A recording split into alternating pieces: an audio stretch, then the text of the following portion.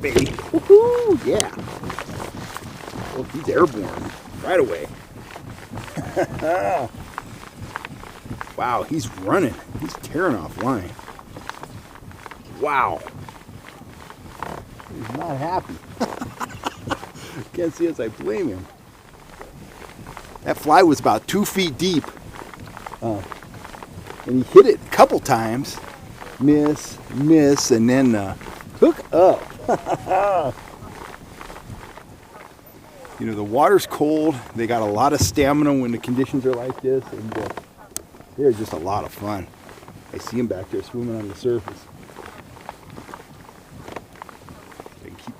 So he's all wrapped in the line. Nice fish.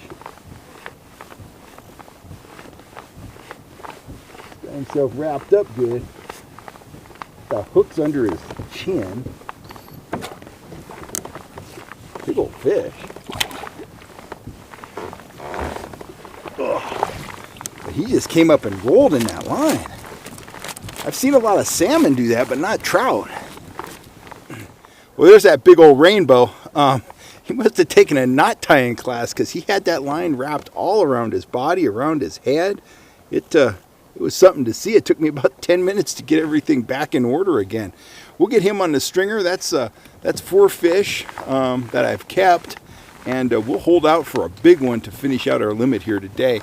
Got about an hour and a half left to troll, but that is just an incredible rainbow. FishHuntShoot.com offers a variety of tackle as well as rods and reels designed to get you on more and bigger fish. Check it out today at FishHuntShoot.com.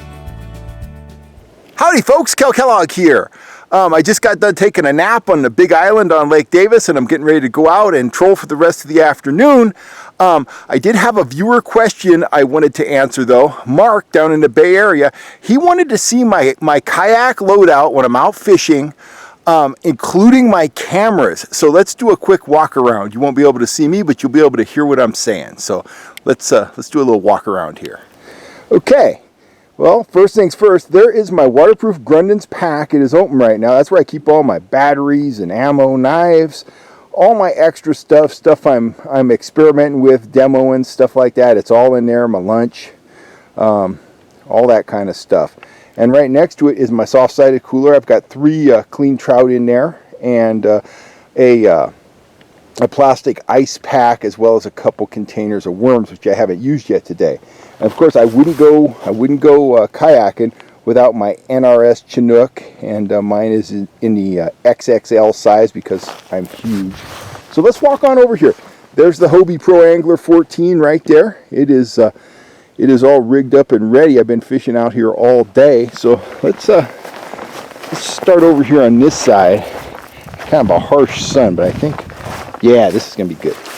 So out there on the bow, what you'll see is I have a GoPro Hero 3 Plus. I have a battery pack down there in that camera bag. That camera is rigged to run for a minimum of 10 straight hours with a 128 gig card. Now that's my long shot. I don't always run that camera, but when I'm on a expedition trip like this, I like to get as much footage as possible. So that is that camera. There's my main camera. That's another GoPro Hero 3 Silver. This one, see right there, there's the battery pack, and let me zoom in there. There is the microphone. I lost the little foam dealie on it that blocks the wind, but I made one myself. I have more, but I made that one out of some foam one morning.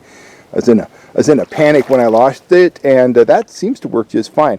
That is a custom-made boom that I made, and all my booms, all my camera stuff, it mounts in Scotty rod holders. So let's see here. Make sure I'm zoomed out. There's the pedal drive. It's not engaged. It sits down in that hole there, of course.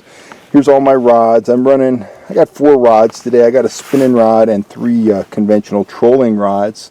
Up front, not much in the storage compartment today. I got a bunch of waters in there, just a little waters from Costco, and I have my downrigger, and I have a tent, but most days, especially in the fall, I don't even get in that compartment.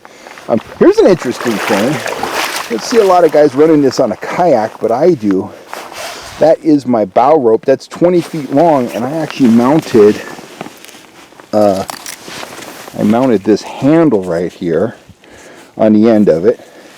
And what I do with that, I pull the kayak up on shore, I can drag it around. I also drag it up on my trailer. So that's the nose. Of course, I'm thinking I might get a shot at a goose or a duck here. There's my 12 gauge shotgun just laying in the bottom. I do have it tethered. I have a line on the back of it in case I do something stupid and drop it over. Above that, I have a couple rod holders right there. The one on the left, that rod projects across the kayak, and the tip is actually on my left side. And then that one there, that's my lower rod holder. That one, the rod points away from the kayak. And typically, well, I mix it up, but a lot of times I'll have my deeper line on that second one and my shallower line on that first one.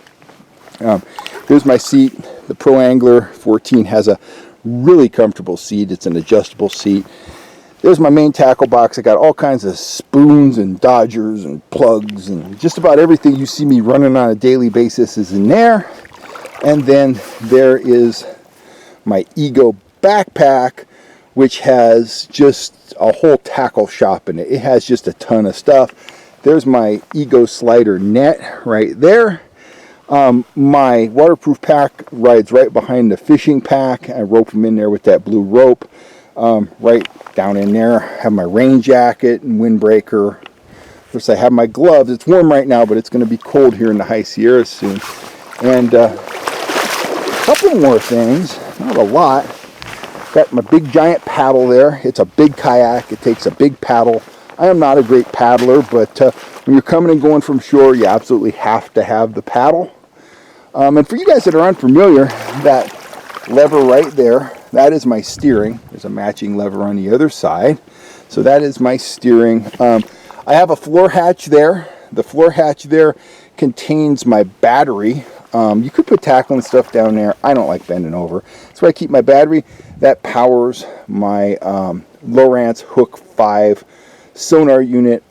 Initially, I did not like that unit, but as time goes on, I'm getting to like it more and more all the time. It's working pretty well for me. So that is about it. That's how I'm loaded, and typically I don't have a shotgun in there. I'm loaded for bear. There's a third rod holder there I improvised right here. I improvised from a piece of PVC pipe junction. It will rotate around, but I can stick a rod in there.